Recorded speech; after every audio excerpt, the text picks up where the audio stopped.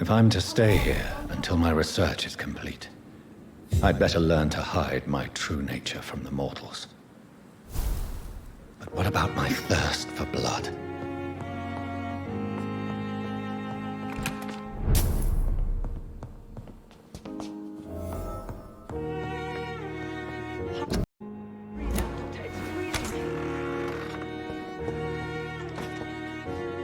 Yes, Nurse Crane? How can I help you? I'm so sorry. I know Dr. Swansea wanted you to rest, but we have somewhat of a crisis. A crisis, you say? Our supply of antiseptics is nearly depleted. I was hoping there was another box up here, but...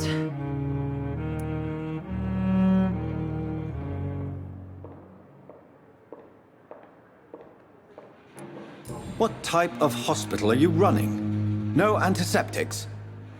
You have been away too long, Doctor. With the war and now this epidemic, supplies have been running scarce for months now. I may have a solution. In France, during the war, drugs shortage was a daily problem, and we had to use our wits to overcome the shortages. However do you mean? If combined correctly, certain household chemical products can be used in a pinch instead. Now, where's the hospital storeroom? The storeroom? Fat chance.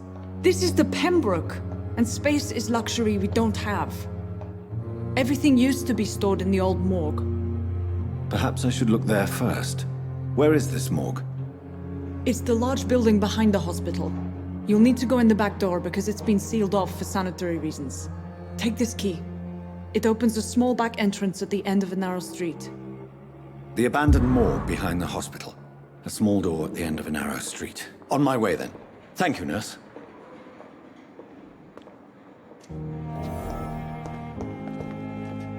Yes, Doctor? Exactly how bad is the supply situation here at Pembroke? It really depends. Dr. Swansea deftly works his society contacts for monies, but with the quarantine, well, we're in God's hands. Please, could you point me in the direction of the morgue again? It's the large boarded-up building behind the hospital. You can't miss it. The key I gave you will open the small back door to it. Why then do you always work the nights? Don't you ever sleep? At the Pembroke, we're always hands on deck. Your dedication to the Pembroke does you credit, Nurse Crane, but when do you sleep? We staff get our sleep when we can, Doctor. Nursing is a vocation, not the labor of a journeyman. Lack of sleep and the medical profession always ends in disaster. I've witnessed many a colleague succumb to stimulants to fight exhaustion. Drugs were as deadly as bullets in the trenches. London's trenches start here at Pembroke Hospital. We are on the front line, make no mistake. That's all for now, Nurse Crane, thank you.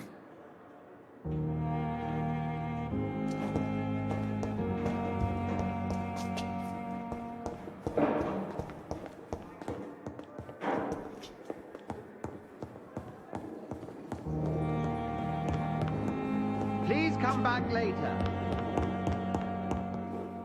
It's locked, all right.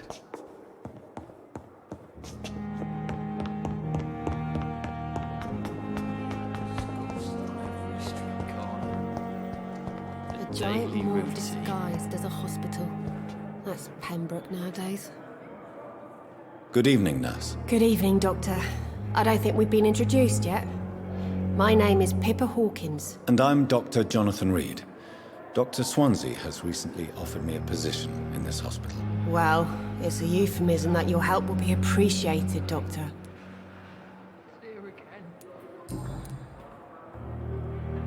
How would you describe the situation at the Pembroke Hospital? It's serious. The flu is wreaking havoc amongst the staff and patients. We are running out of everything.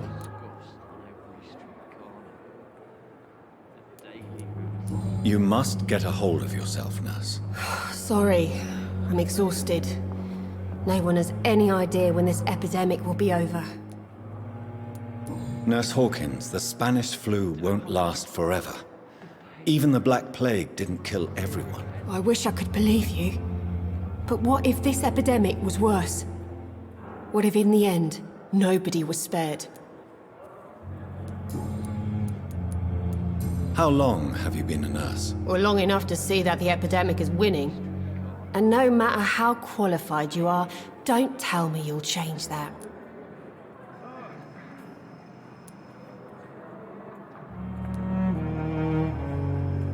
I don't like your attitude, Nurse Hawkins. Pessimism can be as lethal as the epidemic in times like these. Sorry, Doctor. I don't want to sound bitter, but I'm just too tired to give a pep talk like Nurse Brannigan. How is the Pembroke staff coping with the epidemic? Well, not well. Milton, the ambulance driver, is even more grumpy than usual, especially concerning doctors. Why is Milton grumpy on a daily basis? Is it just an act? Milton's not the kind of man who's bothered about a bad reputation, whether he deserved it or not. Why does Milton dislike doctors? I don't know. Just ask him. But be warned, Milton is not the chatty type. Pepper, I know you're very close to Milton Hooks. Yes, Milton Hooks is my man. If you want to report me for that, just feel free, Doctor. I have no intention of reporting you, Nurse Hawkins, but are you aware of the risks? The rules say I won't be allowed to work as a nurse anymore. But here at the Pembroke, we break rules all the time. Is he worth the risk? Hey, I'm no perfect woman, and Milton is not the finest bloke, but we do our best to get by. That's all any of us can hope for nowadays.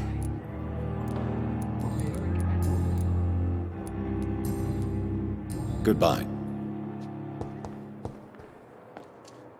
Good evening, Mr. Elwood. Evening, Dr. Reed.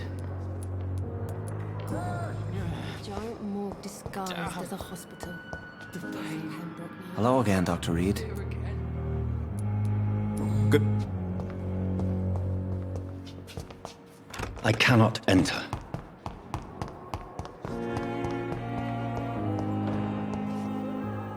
Good evening. I need blood, Doctor. Warm. I'll leave. Yes, Doctor? That's...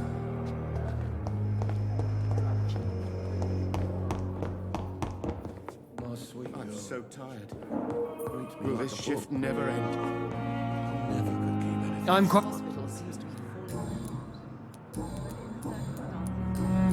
Thank you. I'm quite... Thank you for your... You always knew the words to calm the... Good evening. And good evening to you, Dr. As for me...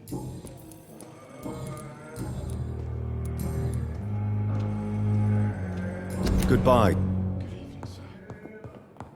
Doctor. Good evening, Doctor.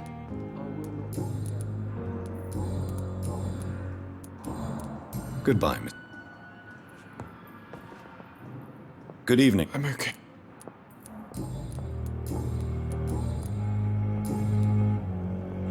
I have to... I'm all right. Don't waste your time with me. Never could keep anything from her.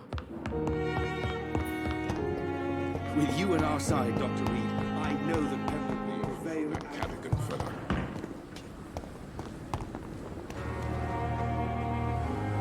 Good evening, Milton. Good evening, Doctor. Still trying to say... Why do you have such a mediocre reputation among your colleagues, Milton? Fuck them. Nobody knows the horrors I've seen since working here. This city was sick long before the epidemic, Dr. Reed. I know it's a difficult task, but correct me if I'm wrong. Is this not the job you are paid to do? I've seen babies left to die while their brothers were properly fed. Underage girls and boys sold to all manner of perverts. I'm sorry, I don't know what to say. Yeah, exactly. We lack words. So excuse me if I don't look on the bright side of life. Goodbye.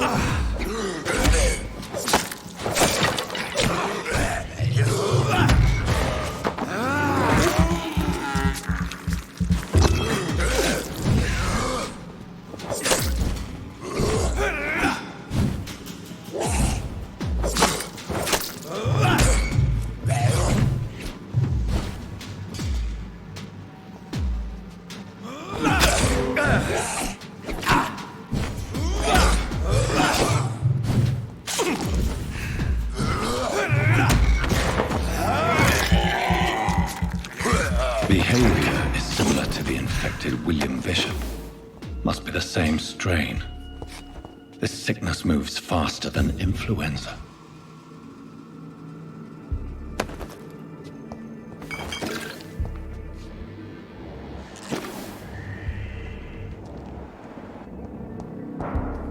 It's locked, all right.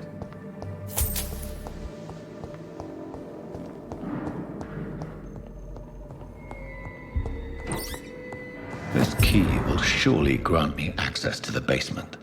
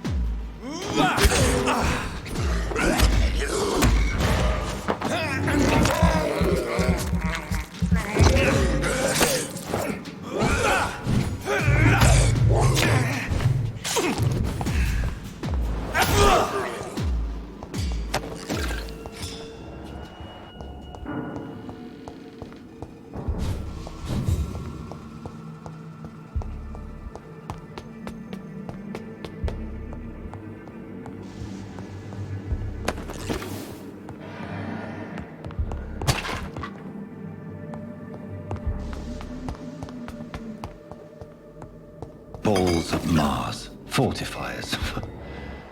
As popular as they are ineffective.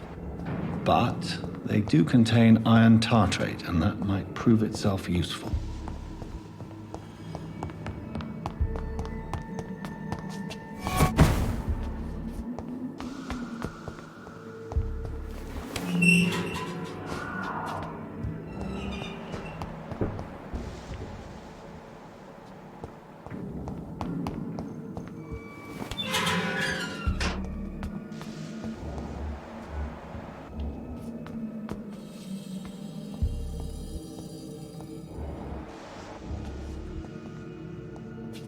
These skulls feed from corpses and the husks of animals. They're not after blood.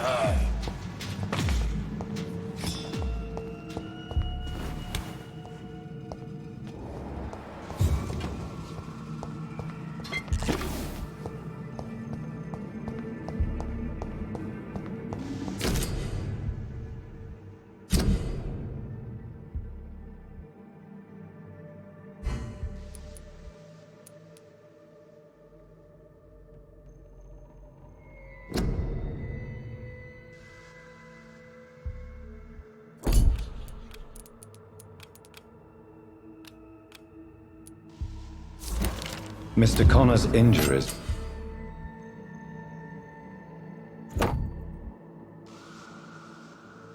don't match the report. I'd better look into this.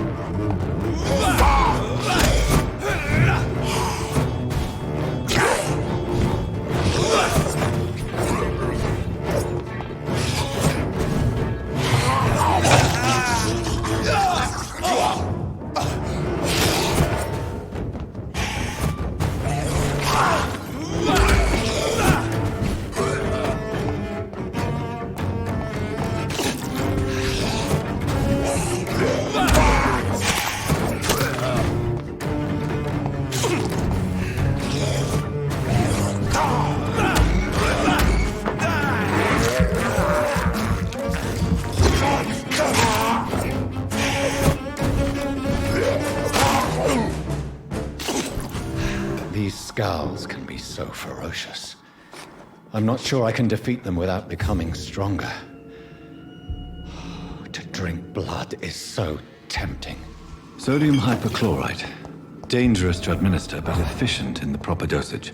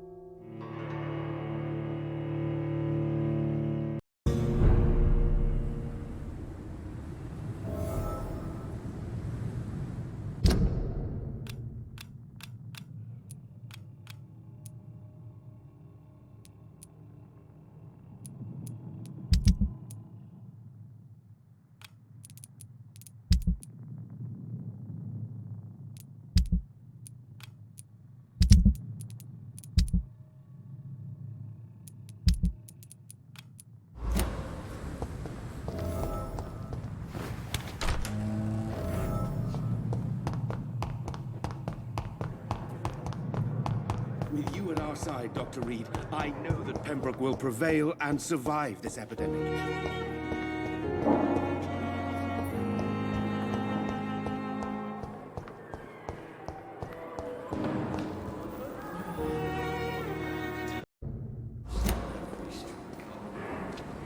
I have wasted too much energy for so little result.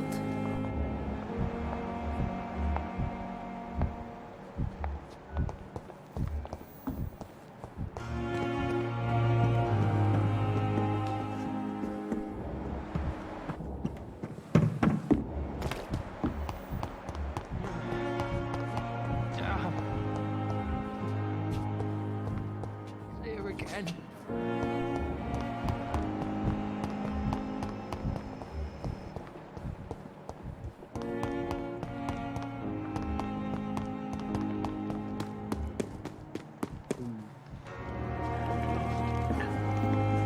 Good evening. I'm Dr. Reed. Always a pleasure to meet a colleague, sir. Especially when he was supposedly dead. A colleague? Are you a doctor too? Not anymore, sir. I used to be Dr. Rakesh Chadana. Now, I'm just Mr. Chadana, pawnbroker and humble guardian of this morgue. What do you mean, you used to be a doctor? Was your license revoked? No, sir. It is just that I like to be precise. I run a little pawn shop while taking care of the dead. But I used to be a real doctor.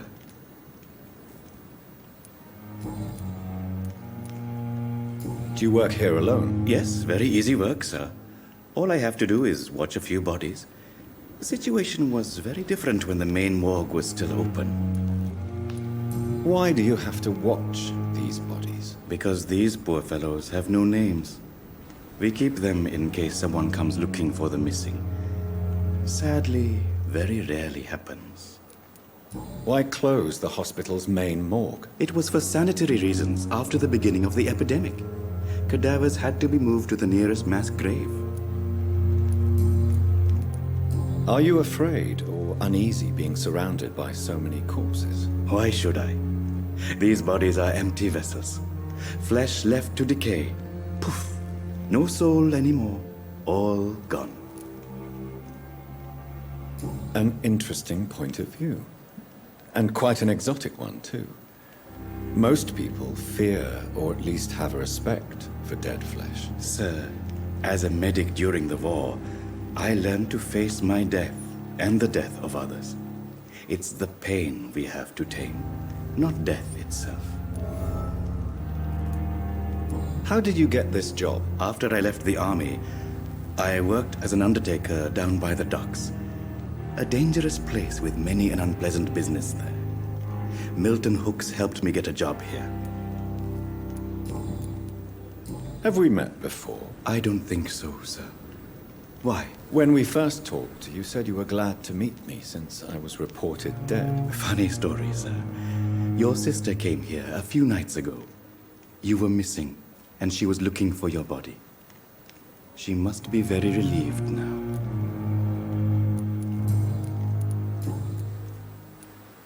A pawnbroker?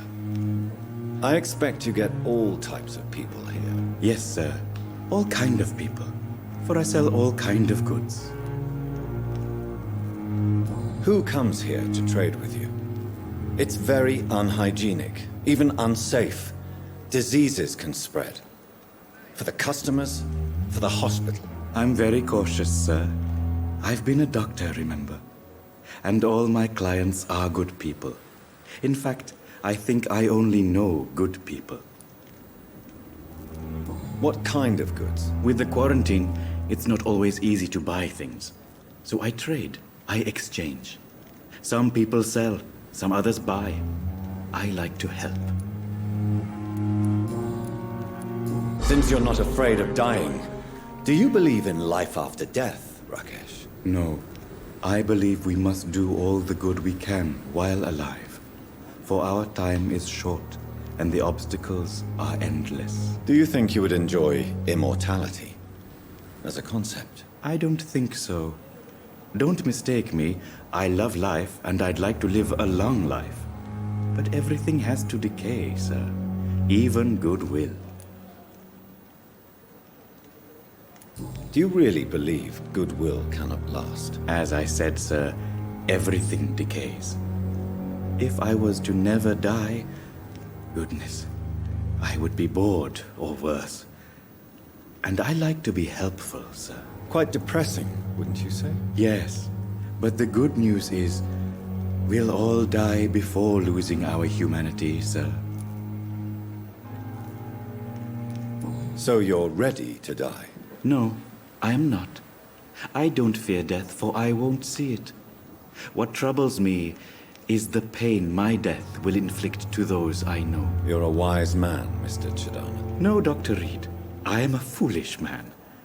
But I like to think otherwise.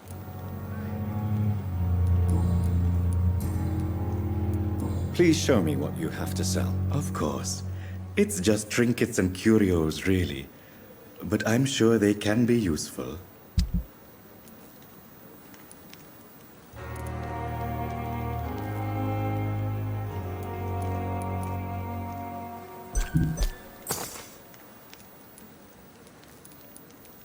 Tomorrow, more bodies will arrive and then sadly depart. I'm managing a train terminal, not a morgue.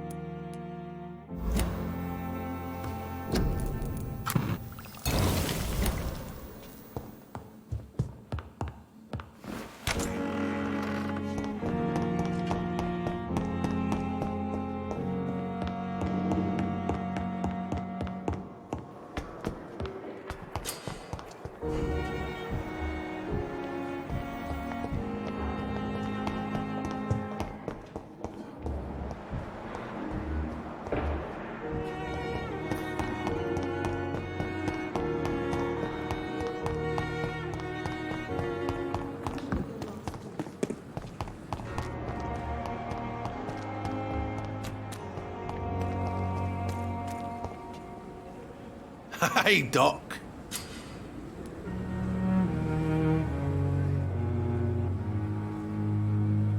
You're lucky to be alive, Mr. Cox. I hope you're starting to take better care of yourself. This place is full of sickness and decay. How could I get better in such a dump? Consider yourself lucky that I'm treating all of my patients equally. But don't push your luck. Don't play the innocent with me. I'm sure you have good reasons to act this way. And also weaknesses that can be exploited.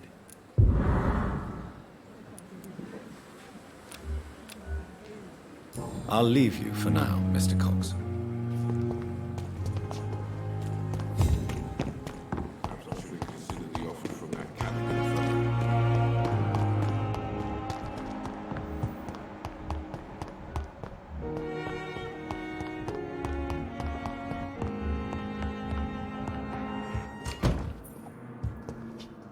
I cannot enter. I will not let you down, my boy. This shift never ends. Finally, you've returned, Doctor. Did you find anything of value? Yes, nurse. You've worked your first miracle, Doctor. Now, this patient here needs immediate treatment. Duty calls. When the storm has passed, I'll show you how to mix the remedy yourself with the same basic ingredients. Many thanks, Doctor. When you've finished, you ought to report to Dr. Swansea in his office. He's been looking for you. Seemed pressing.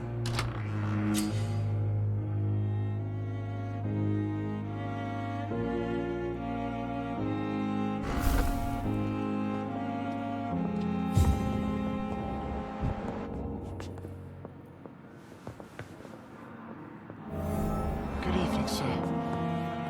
Doctor. Good evening, Mr. Goswick. How are you?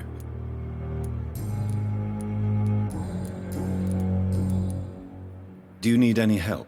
I'm afraid I may, sir. You are not a burden, sir.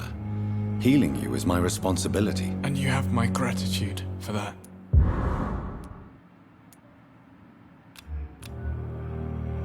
I have to go now, sir.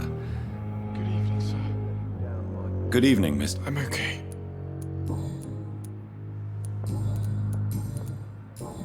I have... Good evening, sir.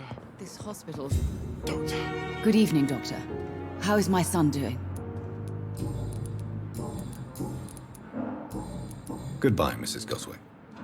So many deaths. And still more coming. How can we be sure?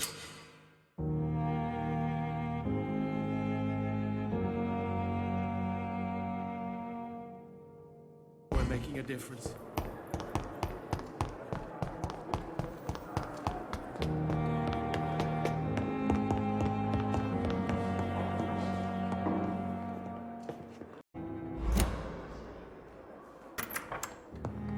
Please, Jonathan, come in. Fascinating, is it not? In the last decade, so many mysteries have been brought to light with our microscopes. The human body, biology's penultimate frontier. The more we explore its boundaries, the less we're able to trace a clear line between life and death. You, my friend, have a foot in both countries. The view must be vertiginous. It's at least as vertiginous as chatting about vampires with you, I would say. This must be all so new to you. This area of town, the hospital, a brand new life. How stimulating it must be. I wish I could share your enthusiasm, Dr. Swansea. But my condition defies scientific categorization. Undead? Unalive? Immortality defies logic. I cannot express my thrill at this serendipitous turn of events. The world's most eminent specialist in blood transfusions, a vampire. One might say a gift from heaven.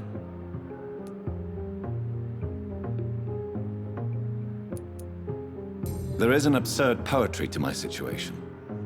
Physician, heal thyself. Forgive me. I've been an admirer of your work for a long time, and now you are so much more than a brilliant physician. And please, call me Edgar.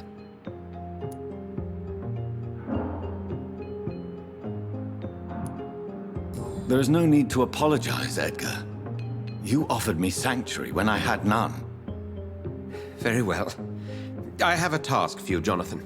Something that will require all your newfound skills. Please, go on. The Pembroke only survives through the generosity of our benefactors. Unfortunately, our main donor has found herself in a bit of a bind. Now, if you could help her out... A spokesman or politician is what you need. That's not my calling.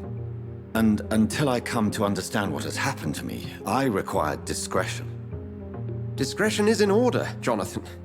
Lady Ashbury has recently received rather indelicate correspondence that, if revealed, would jeopardize her position. And you would like me to eradicate this threat? By the stole, of course not. I would just like you to pay her a visit. Her ladyship is certainly near the tents outside, tending the sick. You can't miss her. Look for someone impossibly delicate. Accepted. I'll see what kind of trouble Lady Ashbury is in.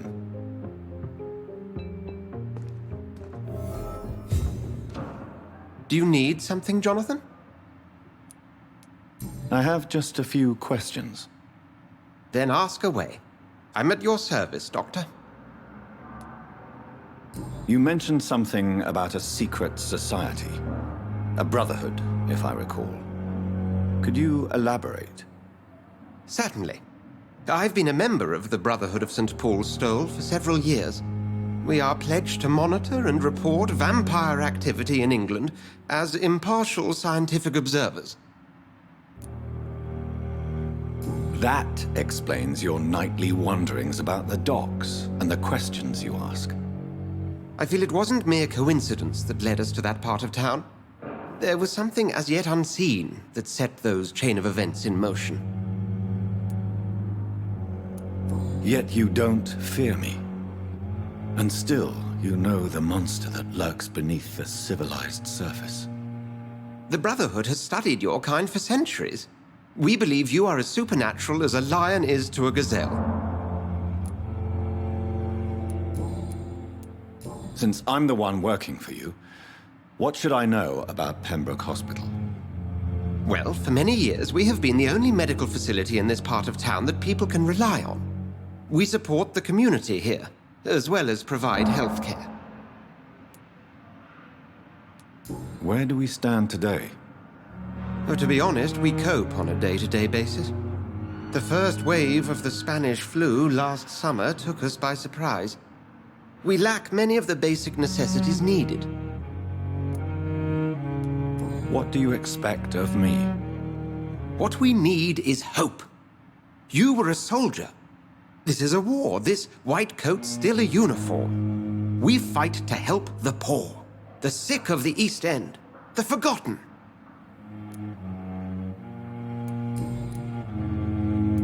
The man we pursued and slew in the canning factory, William Bishop, I believe, was he a vampire? He was a Skald, technically speaking. The debate rages as to their classification. Some think them a subspecies of vampire, others something else. How do Skalds come into existence? The name means slave. The etymology may indicate that they are a lesser species of vampire. From what I know, vampires tend to despise them. Just for clarity, what differences are there between myself and a Skald? A Skald is easier to eliminate, Jonathan, even if they remain formidable foes for the unprepared. Vampires exist beyond the mortal realm. Since you seem quite the expert on vampires, what could you tell me about my condition and how it came about? As men of science, our first step is always to start with what we know. Forget the myths, the hackneyed scrawlings, and the penny dreadfuls. They do not scratch the surface of the truth you now find yourself in. The sun. The morning following my transformation. Its rays burned me. There was pain, smoke, and my skin blackened. You will find there is very little that can kill a vampire, my friend. You have been offered relative immortality. The sun will most certainly hurt you, leaving you weakened and damaged, but it will not destroy you. Must I take a life to live? You are a vampire. You feed, and blood is the sole sustenance that can sustain your immortal frame. And only a living creature contains the nourishment you require.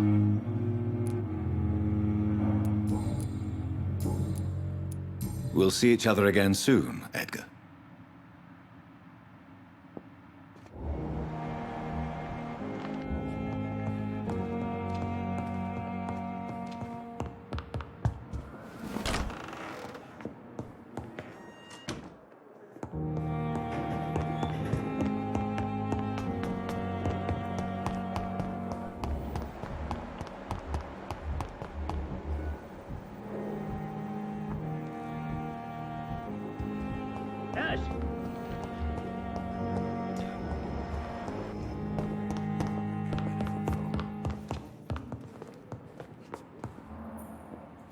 long must I wait, damn it? Blaming me will not further your agenda, sir. How long's it going to take to fix me properly? A month? A year? You have the right to disapprove of our methods, and you will kindly apologize when you're feeling better.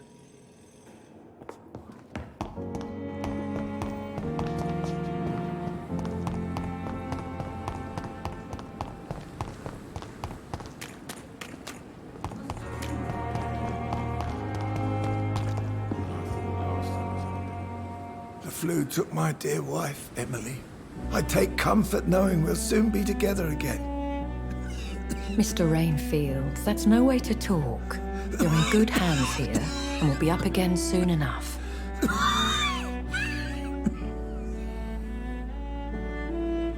Now do me a kindness and get some sleep. I'll be back round later. Your words are kind, the blessings of an angel. You're the sweet, sweet Lady of Mercy.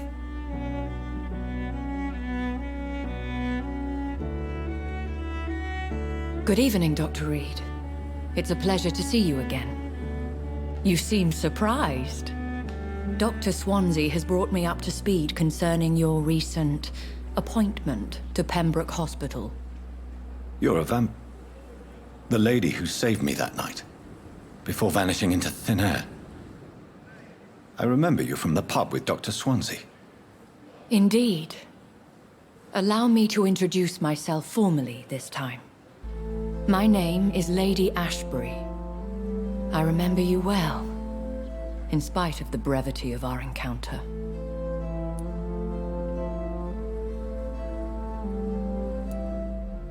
Apologies. You've taken me by surprise. I'm very happy to see you. The pleasure is mine, Doctor. I hope you're more disposed to answer my questions now. You must have countless questions, but our rather urgent matter first. Swansea has explained. My cover, if you prefer, has been compromised.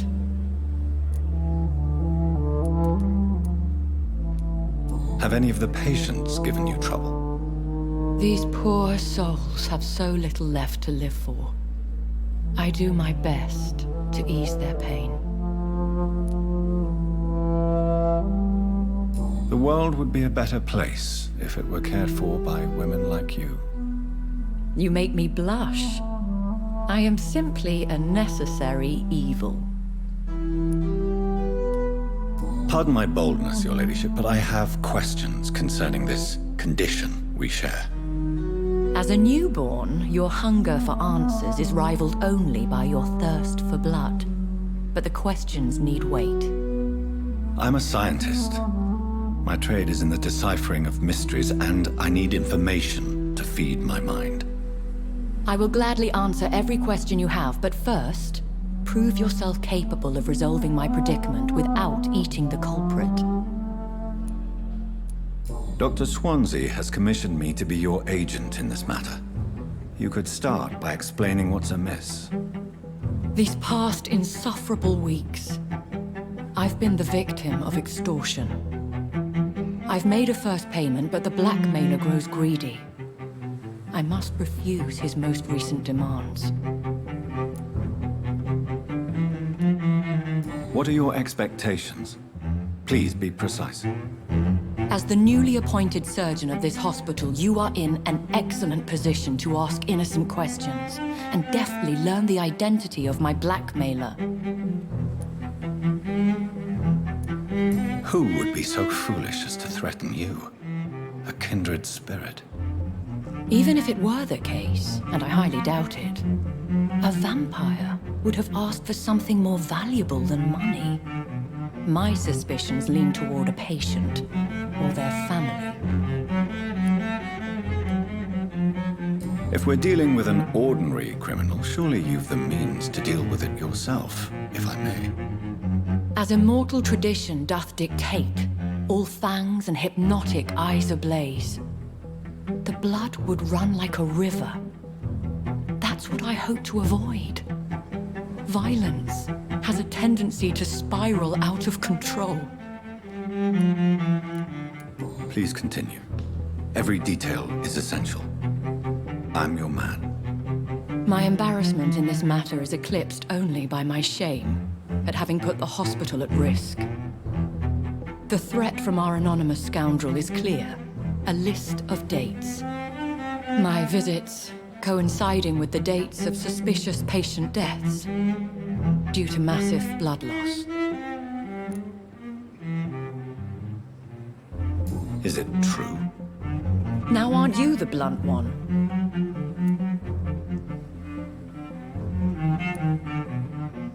Excuse my impertinence, Your Ladyship. This is not an interrogation. I assure you that this line of questioning is in your best interest. In all honesty, I'm not simply a patron to the hospital. My visits serve a dual purpose. Dr. Swansea has been treating my condition with a revolutionary technique of blood transfusion. It seems you are a specialist in the domain. I'll take care of it. Do you know where I should start? If that was the case, I'd settle the matter myself. You could talk to our local gossip, Harriet Jones. Not a pin drops here without her hearing about it. I'll meet that woman now. My life, as others know, is in your hands, Dr. Reed. I'm sure of your discretion, but I do fear your powers of persuasion will be put to the test. When this is resolved, I'll be your obligé. I'll answer all questions in regards of your condition.